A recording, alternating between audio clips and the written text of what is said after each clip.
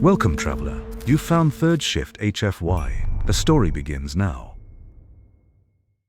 The hall of the Spiral Assembly had seen emperors rise and kingdoms fall. But tonight, silence weighed heavier than stone. A figure limped into the chamber.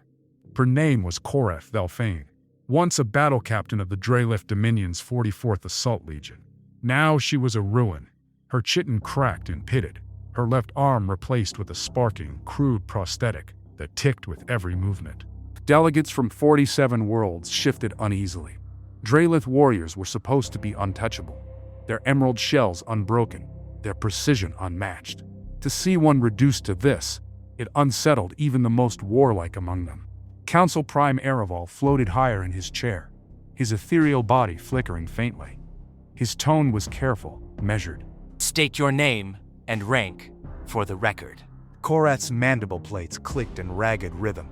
Her voice a guttural hiss fed through the translator. Korrath Vel'Thane, former battle captain, Dreylith 44th Assault Legion. The council rustled like wind through dry reeds.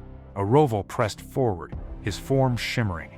You are the sole survivor of your legion's encounter with the humans of the colony they call Havenreach. Is this correct? Korrath's eyes, once bright like polished jade, now clouded with trauma, locked on him. Yes. The words fell like stone into water. Havenreach inclined. Then tell us, what happened there?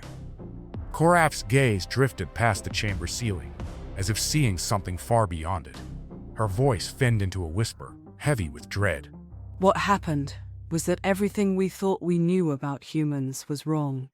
Korrath Vel'Thane stood stiff at the witness stand, her mechanical limb ticking faintly in the silence. The council chamber seemed to hold its breath. Council Prime Havenreach shifted uneasily. You encountered the humans at Havenreach. What did you find there? Korrath's eyes narrowed, her cracked plates catching the chamber's light. We thought they would yield. Every species does.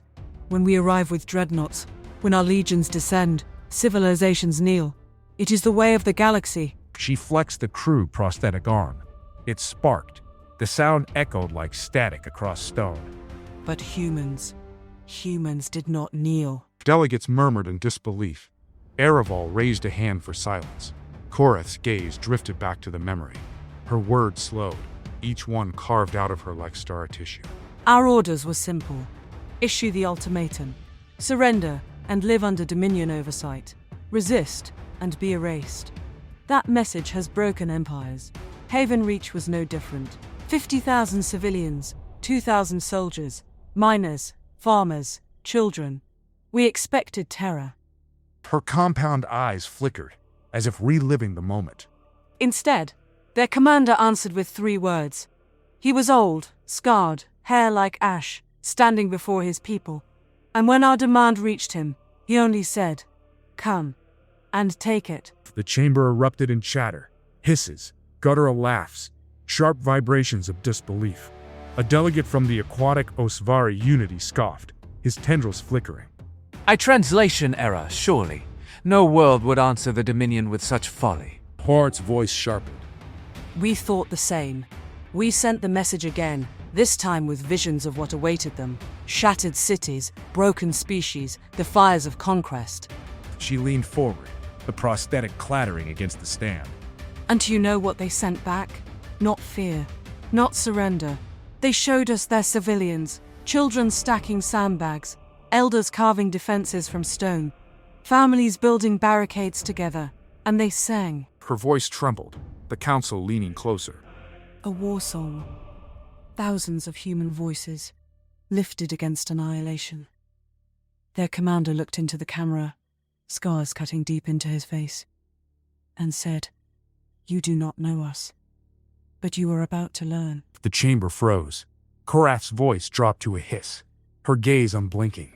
That was the moment I knew Havenreach would not fall easily.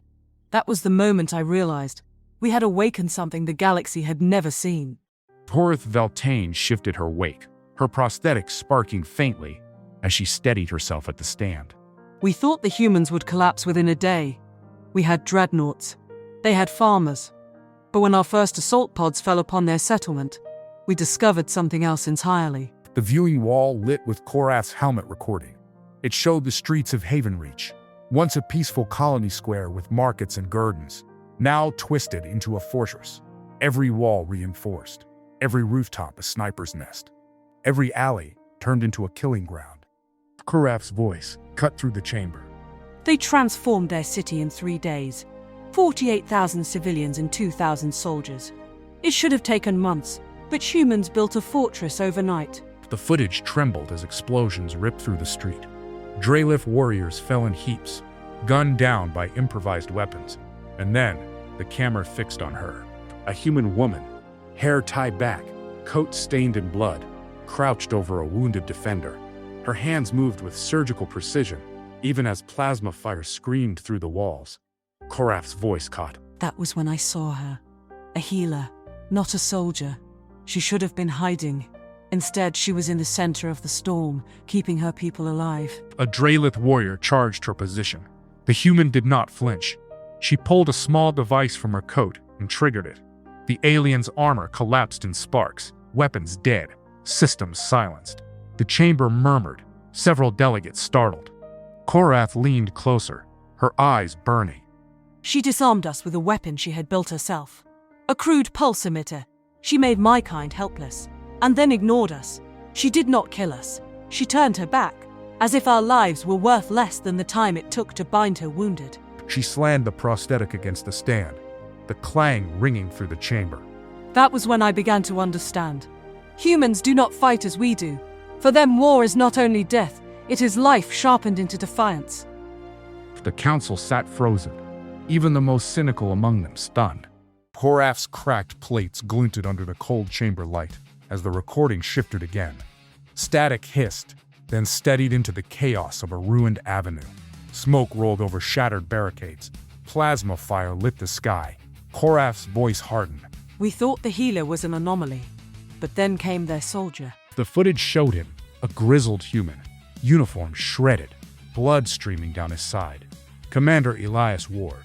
His hair was gray, his face scarred by decades of service. Surrounded by the dead, he stood alone at the breach of a medical shelter. The chamber leaned forward as Korrath's voice dropped. He should have died a dozen times over. On the screen, Ward raised his weapon, firing into the Dreylith advance. Bolts slammed into him. One burned through his left shoulder, severing the arm completely. Blood sprayed across the wall. Any other being would have collapsed. Ward bent, picked up his severed arm, and swung it like a club. Gasps rippled through the chamber. Several delegates recoiled, tendrils curling, frills flattening in instinctive fear. Korrath's eyes glowed faintly, haunted. He fought us with his own body. One arm, broken ribs, half his blood gone, and still he moved like fire itself. He killed 8 of my warriors that day, wounded 12 more.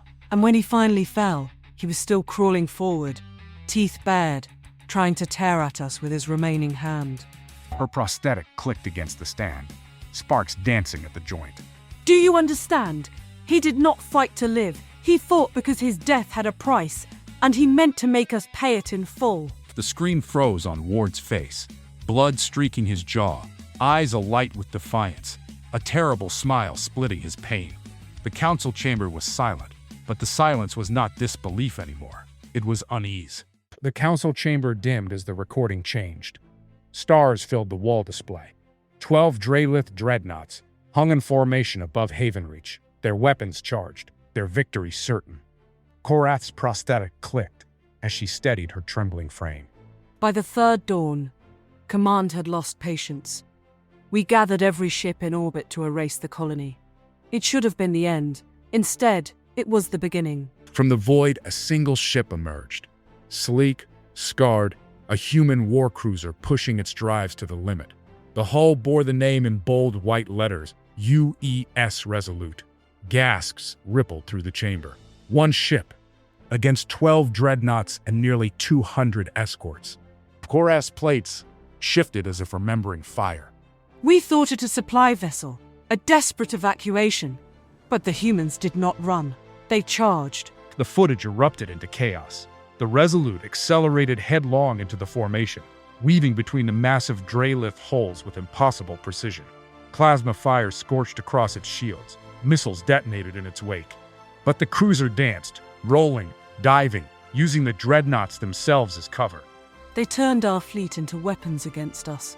Every move was calculated, each shot striking not where we stood strongest, but where we could not recover. They fired into a disabled dreadnought's reactor, and the explosion devoured 3 more ships beside it. The chamber stirred in shock. Even the most stoic delegates leaned forward, transfixed. On the recording, the Resolute's bridge appeared. Smoke poured from consoles. Fires burned unchecked.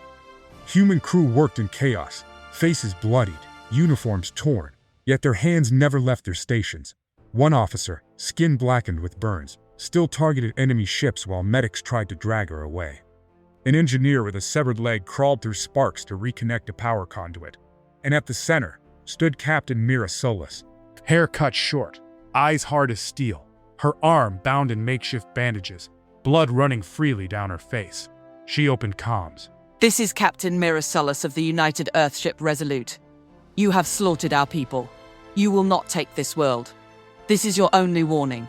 Leave this system, or we will send you home in pieces. The chamber erupted in cries and mutters. Disbelief, fear, outrage. Korrath slammed her prosthetic down, sparks flying. Do you understand? One ship threatened an armada and made us believe she could do it! The recording surged again. The Resolute dove between 2 dreadnoughts, ramming a crippled cruiser into one and detonating both in a fireball that shook the stars. The bridge camera caught Captain Solace smiling through blood as her ship bled atmosphere into the void. Her final transmission echoed in the chamber. Havenreach, this is Resolute. The sky is clear. Tell Earth we stood our ground. Tell them we held the line. The screen went white as the ship's reactor imploded, taking the last of the Dreylith flagships with it. Korrath's voice fell into a whisper. That was the day my legion died, not at the hands of a fleet, but of one ship, and a crew that refused to surrender. The chamber was silent, not with disbelief anymore, but with something far worse, understanding. The chamber remained still, long after the recording faded. The last echoes of Captain Mira Solace's voice, "Tell them we held the line," lingered like smoke in the vaulted dome. Korrath Vel'Thane stood unmoving at the witness stand, her prosthetic arm glowing faintly where it had sparked against the stone. She let the silence hold until even the most arrogant delegates felt it crawling under their skin. Then she spoke. You call them primitive. I tell you, 50,000 civilians and 2,000 soldiers destroyed my legion. What do you think 40 billion of them will do? The delegate shifted. A reptilian dignitary hissed in protest, his frill quivering. Exaggeration. Your legion was weakened, your fleet's unprepared. Korrath snapped her gaze on him, eyes burning like fractured emeralds. Her voice cracked through the chamber. Do not mistake survival for exaggeration. I was there.